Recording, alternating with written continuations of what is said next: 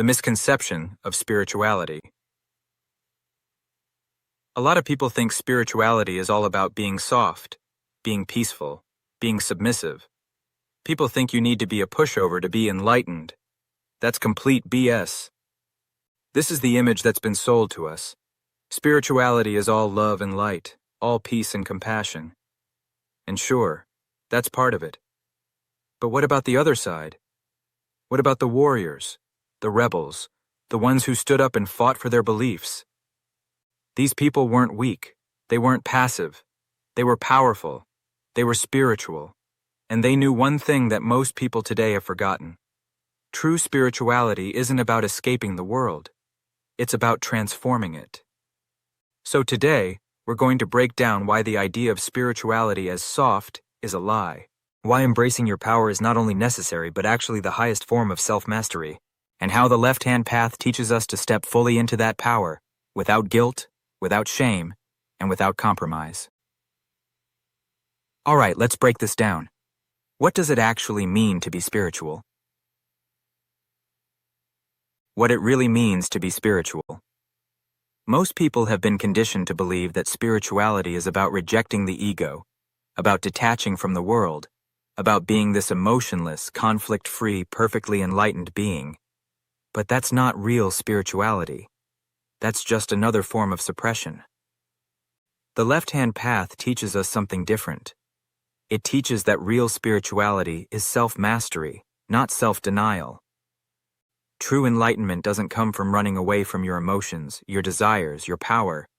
It comes from understanding them, integrating them, and using them wisely. Think of it like alchemy. You don't create gold by pretending lead doesn't exist. You create gold by purifying and transforming it.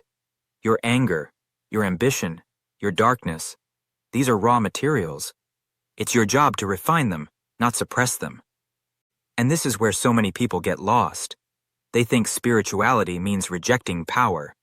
But power itself is neutral. What matters is how you use it. Strength, power, and shadow integration. Now, let's talk about power. A lot of people are scared of it. They associate power with corruption, with control, with domination. But power is just energy. It's just potential. The difference between a dangerous person and a powerful person? Control.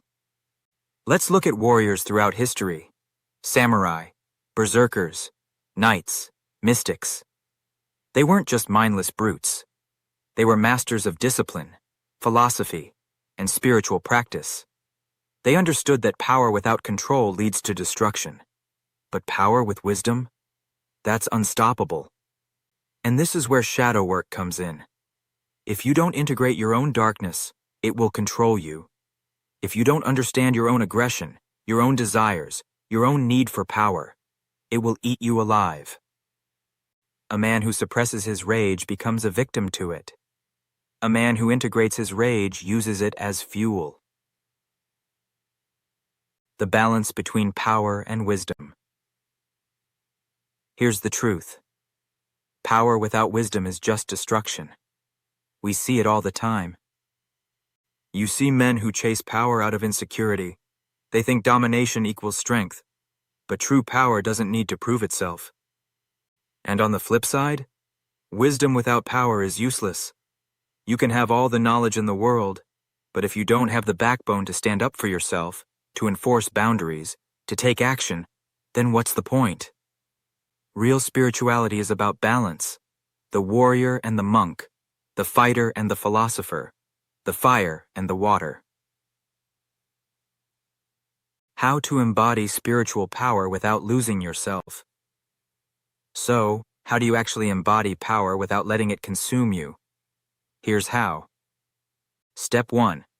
Own your power.